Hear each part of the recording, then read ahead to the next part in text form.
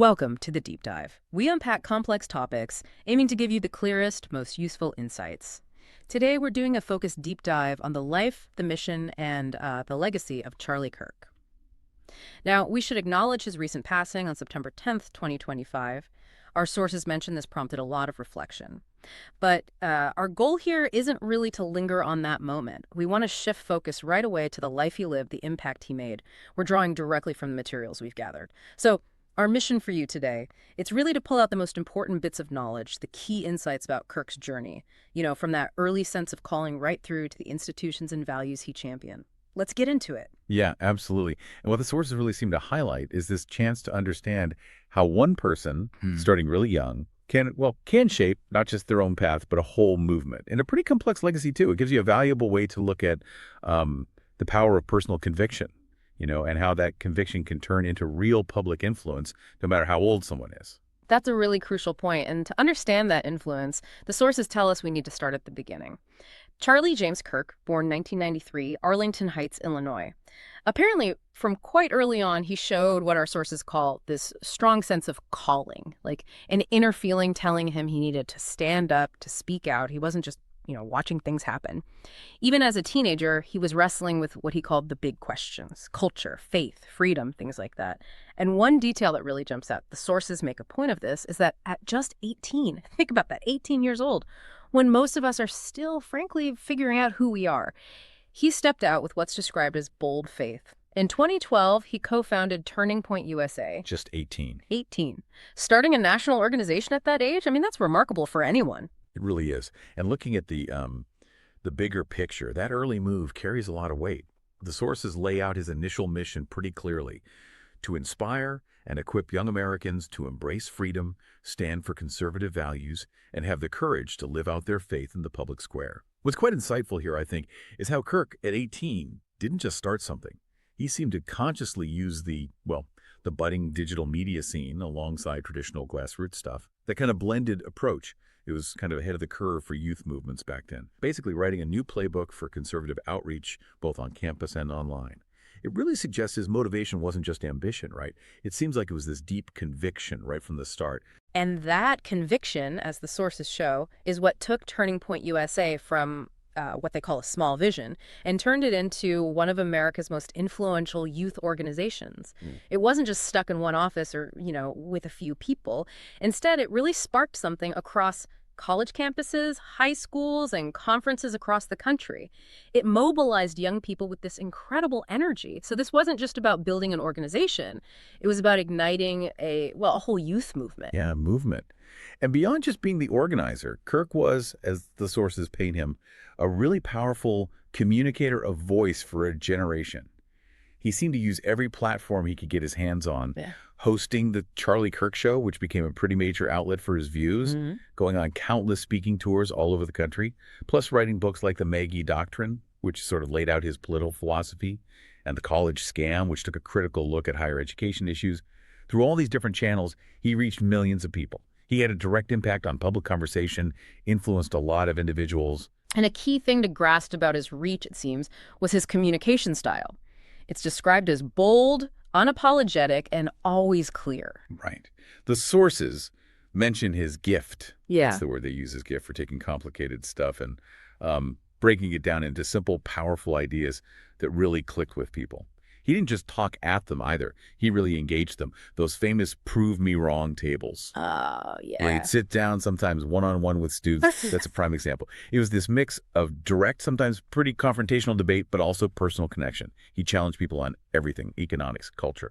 And this approach, it wasn't just a gimmick, It was a really effective way to build trust. And, it definitely helped mobilize a generation.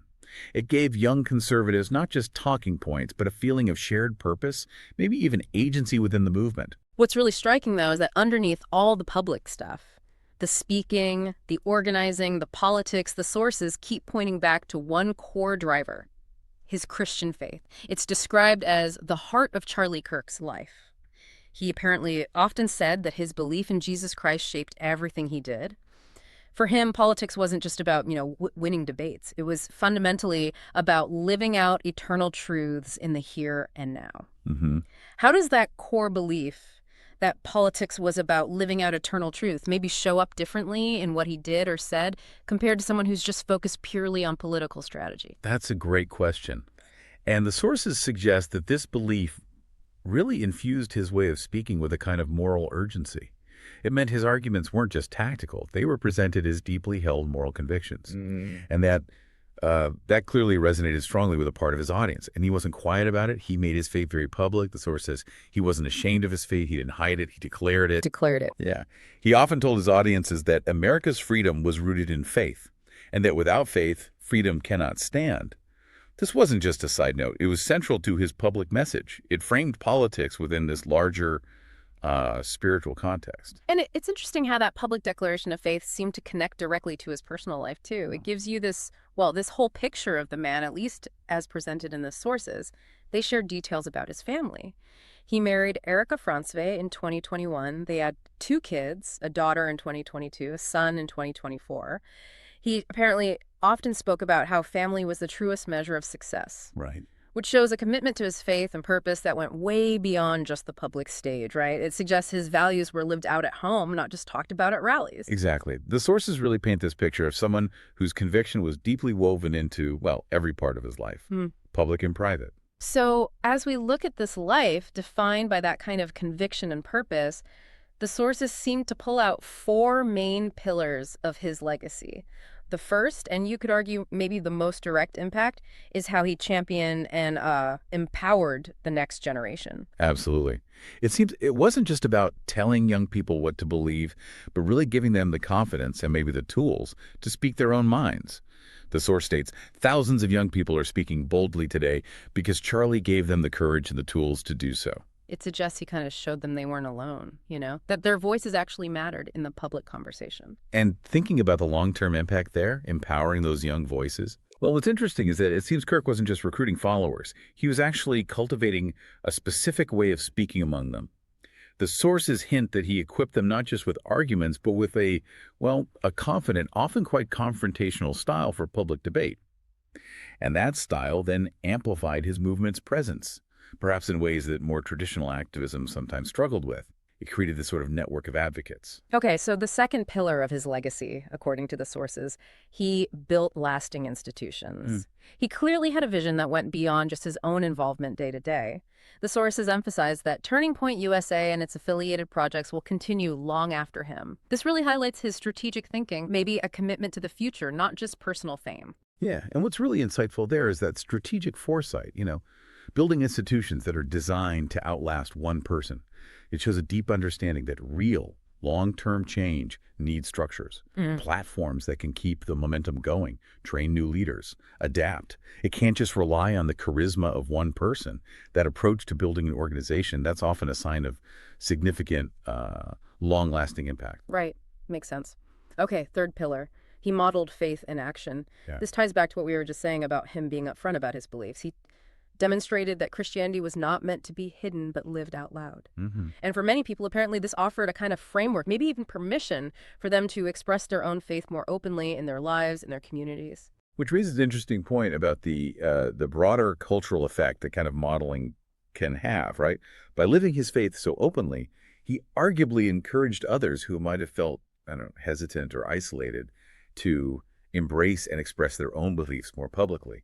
It could foster a stronger sense of community, shared conviction within that specific cultural group. It kind of normalized something that maybe felt marginalized to some people. It gave them an example to point to.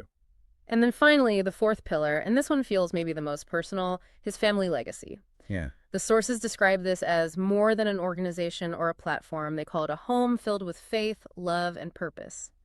And this legacy, they stress, will live on in his children and in generations yet to come. It's quite compelling how the sources really underline the deep and lasting nature of a personal family legacy, especially one grounded in strong values. Public institutions, movements, they're obviously important, but that intimate legacy within a family, built on faith and love, that often has the most immediate, profound effect. It shapes individuals, their character, their future, and through them, eventually, society itself. It's a strong reminder that even big public movements often start from very personal places. So wrapping this up, what does this all mean for you listening? This deep dive into Charlie Kirk's life, as the sources frame it, really serves as a potent reminder that one person, when guided by faith and conviction, can make an extraordinary difference. He achieved a remarkable amount by just 31. And crucially, the sources present this achievement as not for personal glory, but for God, for his family, and for his country. It really speaks to how impactful a life lived with that kind of unwavering purpose can be. Mhm. His voice might be silent now, but the sources strongly imply his influence continues. It echoes on.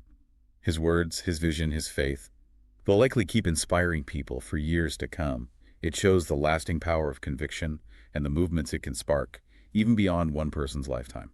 And so we'll leave you with a final thought to consider, drawn right from the Source Materials Challenge. It asks you to think about, to take up the mantle Charlie carried, to live with bold faith, to stand for truth, to lead with courage, and to love our families well. We just invite you to perhaps ponder the power of faithfulness in your own life, your own goals. Reflect on what kind of legacy you're building, not just out in the world, but maybe in the most important, intimate parts of your life too. Thanks for joining us for this deep dive.